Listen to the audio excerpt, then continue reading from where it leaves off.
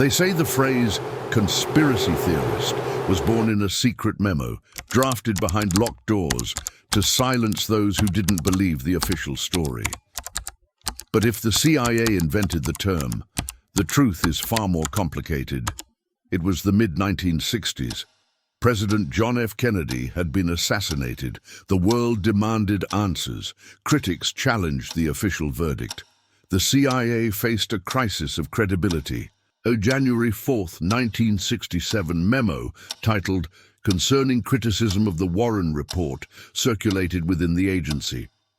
It warned officers about criticism of the Warren Commission's conclusions and encouraged use of propaganda assets to counteract doubters. The memo did not coin the term conspiracy theorist. The phrase existed for decades before. Newspapers used conspiracy theory in the 19th century.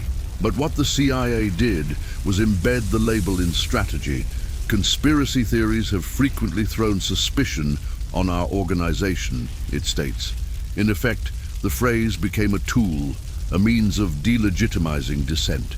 To challenge the narrative wasn't just to ask a question, it was to risk being branded a conspiracy theorist, someone fringe, untrusted, silenced.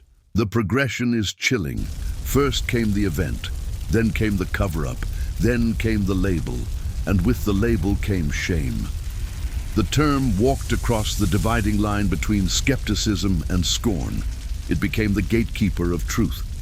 Scholars say the CIA did not create the phrase out of thin air, but they did sharpen its edge, turn it into a weapon. The memo's language shows how an agency under pressure sought to control narrative, to define who could speak and who could not. The story doesn't end there.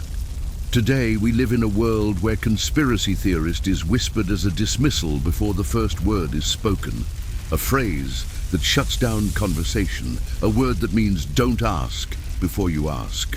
When the CIA layered its strategy with the term, history didn't simply watch, it listened, and it learned.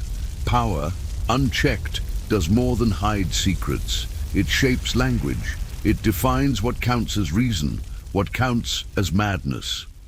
So the next time you hear the words conspiracy theorist, ask yourself, who decided that label? Who benefits when curiosity becomes suspicion? The truth doesn't always lie in the secret. Sometimes it lies in the word.